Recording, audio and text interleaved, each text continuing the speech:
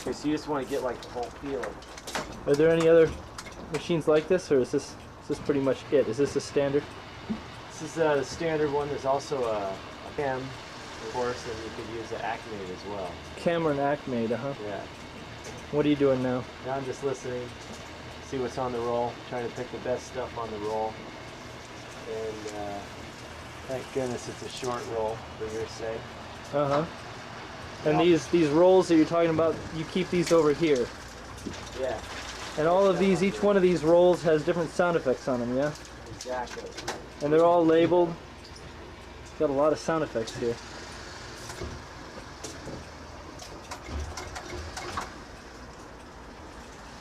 A lot of different stuff. Tons of stuff. Each, finding my spot. That's your spot, meaning your... Where I'm going to sync up the sound to. Uh-huh. What exactly are you cutting right now? I'm cutting window pops. So these are those big glass windows that bang out of the cruise ship? Yeah. These are just the pop element.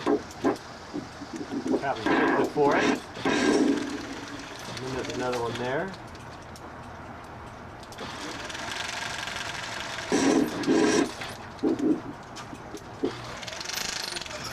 So you make a mark on the film, and then you make a mark on the mag film, the sound film as well.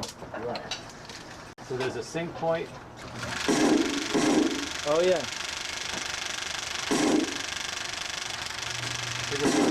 Something a little different, but they're not different. So I'll just show you what I did.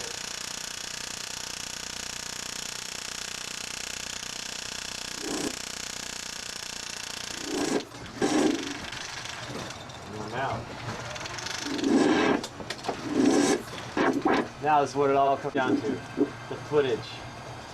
Go to the half frame. Of course everybody does it a little different.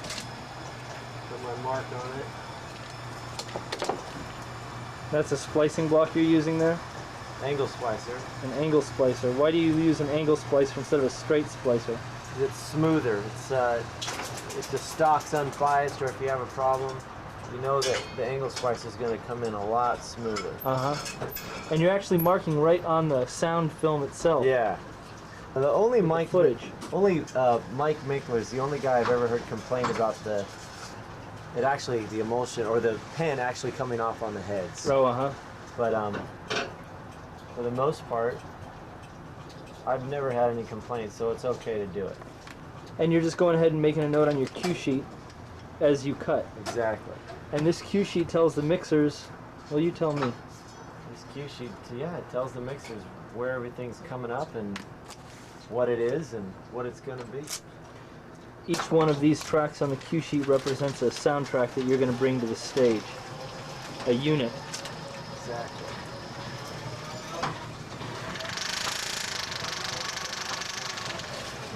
And now you're rewinding that chunk of sound. That goes back in the box. I'm done with this guy too, so I was messing around with earlier. How do you know what to cut where? Well, I got notes from the supervisor. Uh-huh. And he's really specific. That's these in this notes here. case.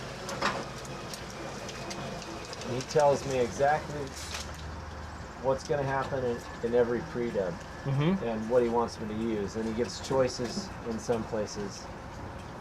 And in other places he tells you exactly do this. Yeah, use all of the things indicated. All right. So now I've cut those two elements. Now I'm going for the third. So you take 18. And this is all for this breaking window. Yeah, these are just, this is just a window popping prior to it. Oh, I see. So I'm going to have 3 elements. And you can listen to those over there on that little squawk box. Yeah. This is like a subsonic, so it's not going to come out too good on the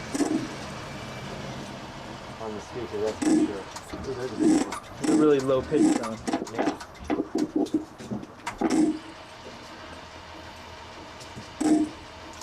There's 2 different ones.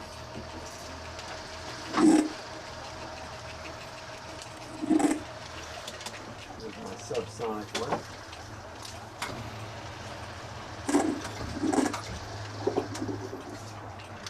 Okay.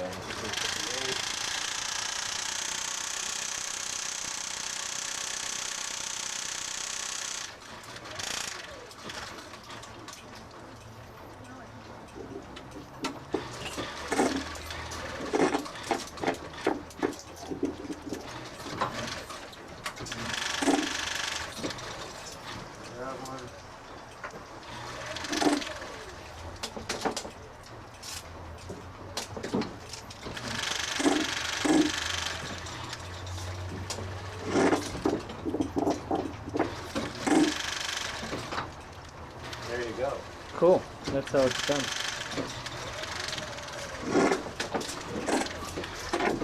Hey, tell us your name.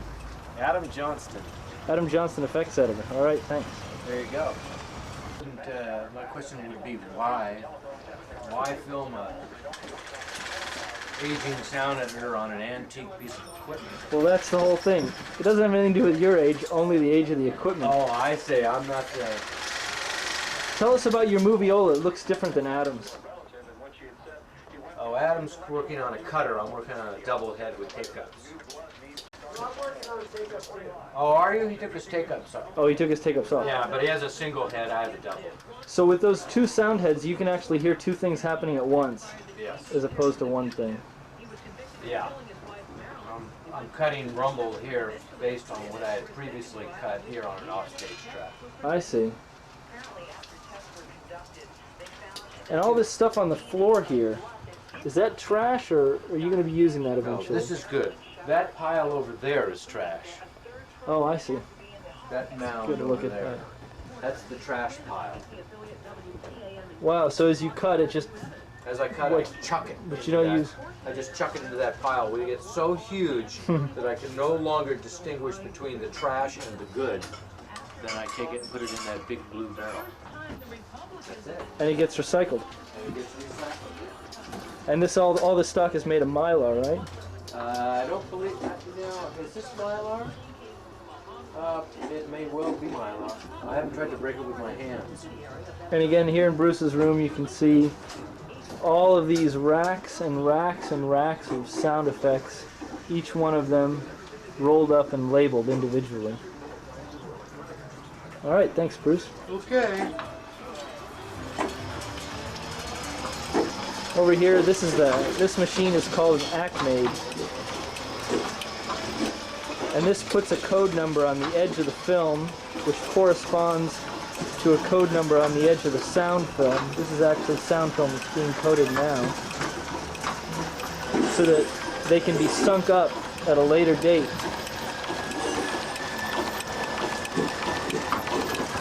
This is actually, it's hard to see, but this thing that keeps spinning around and around here is a number counter, and every time it turns, it advances the number once. Once every foot, it prints a new number. Consecutive number. When the editors get done with their cutting, they put what they've cut and labeled into this trim bin here. You can see this is Doug's bin. Doug, say hi. This is Doug Jackson, an editor here also on Speed 2. So each one of these trims has a number on it, and it's labeled. You can see this says Reel 11, Effects Unit 7, Scrape for the bridge, and right here it has a footage 441. So the assistant's going to build this into a unit, and he knows that this goes right at 441, that frame right there. A frame consisting of 4 perforations, 1, 2, 3, 4. I'll show you how a sync block works here. Just a minute. Want me to start on a new one here in a minute? Are you just about to?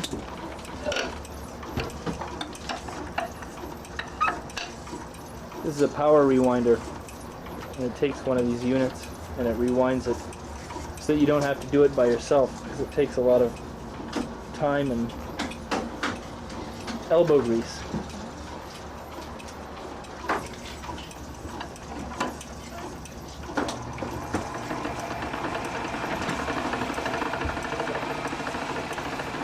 Alright, so Paul's going to describe building an effects unit.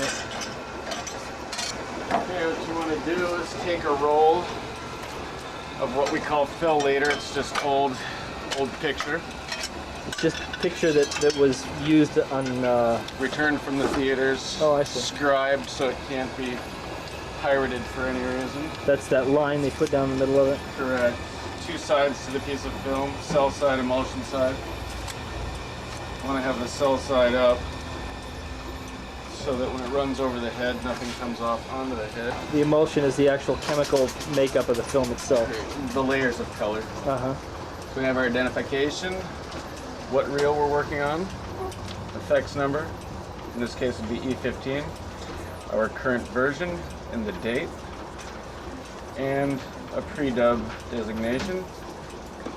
What does the E stand for? It's just E. It'd be fifth in the series of pre-dubs for this reel at the current time. This particular unit is a 3-track as opposed to a mono. So that would probably be left, center, and right track? Correct. Now I've gone ahead and installed start marks already.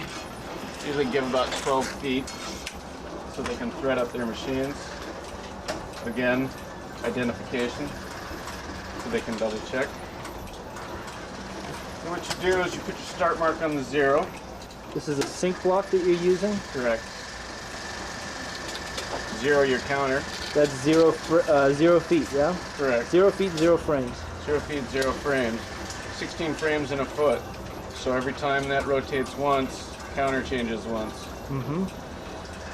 I've been given the cue sheets, which you've seen the sound effects editors use previously, and their sound effects with corresponding footages on them. So, first chore is to roll down to 672 feet and 9 frames. Framed off there. Away we go.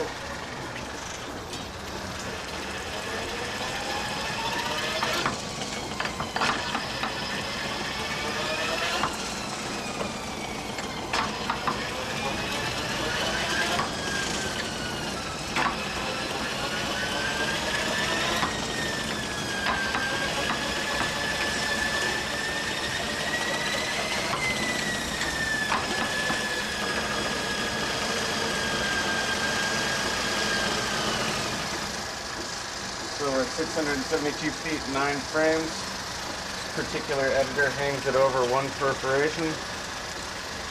Make a mark, make a cut, lay in the sound effect, splice it, double check that I've put it in the right spot. Hate to have these guys yelling at me. The tail splice. Move on to our next footage. Check the sheet. Check the effect. 797.14.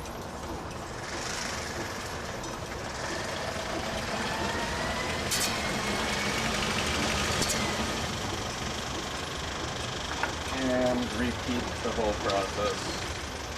Simple as that.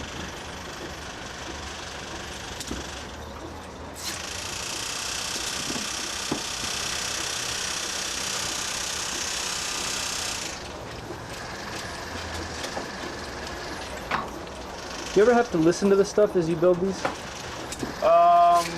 Usually not, unless there's some sort of overlap, and you just want to make sure that you can splice the tail off, cut the tail off.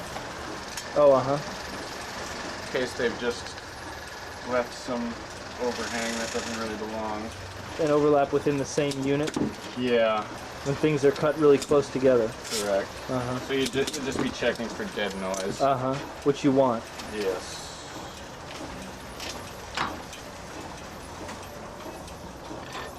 How long have you been working on this show? Getting to the point of almost too long. What's your longest week? How many hours? Oh, 80 plus hours. Wow. 96. 96 for Adam back there. Hours. Adam's the king of hours here. That is a record. Wow, that was quick. So you're already done with that unit. That unit, yes. Fill it out, give it 30 feet beyond the end of the reel so that they can go forwards and backwards. Put identification on the tail. You ready for another one? And then those units end up on a rack like this. One after another after another. There's some more down there. Here's some more over here.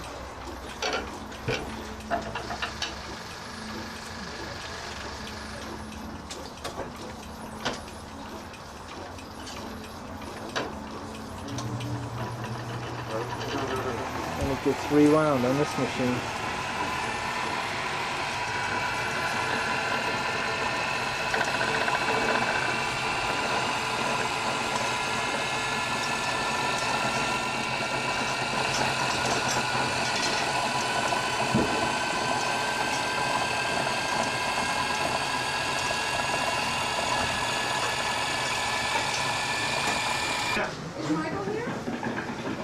Alright, so after those units are built, they bring them over here to the machine room on the mixing stage. So you can see here stacks and stacks of them. The units are put onto these machines, which are called dubbers. They're also called dummies sometimes. Each one of these plays back the sound effects that we saw the assistant cutting together. You can hear them in the background. Each one of these units is running in sync with the picture, the projector. And I got a whole room full of these dubbers here. These machines are playing back. And then these machines over here are recording. These are getting the final mix down onto tape.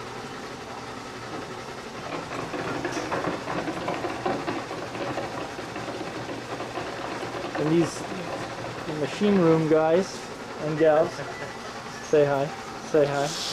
They make sure that the recorded signal is what it should be, that it sounds the way it's going to sound when it gets to the theater.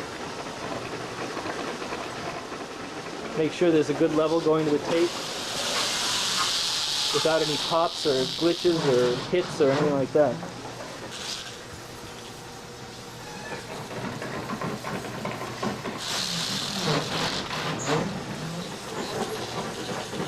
They'll just go back and forth all day.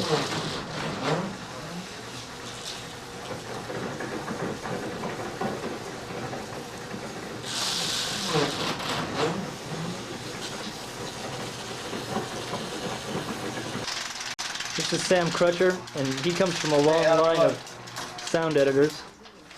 Sam, would you mind telling us about what you're doing here and how you're doing it? I don't have time now. But yeah, this is film, this is picture, and this is what they call a moviola, and there's very few of them left. And this is the coupling that separates the variable speed side with the sound side, which is at film speed. Okay, one can go slow or fast, and then you can hook them together. It sounds like this. And when you hook them together, they run That at would film be the speed. motorcycle for real one.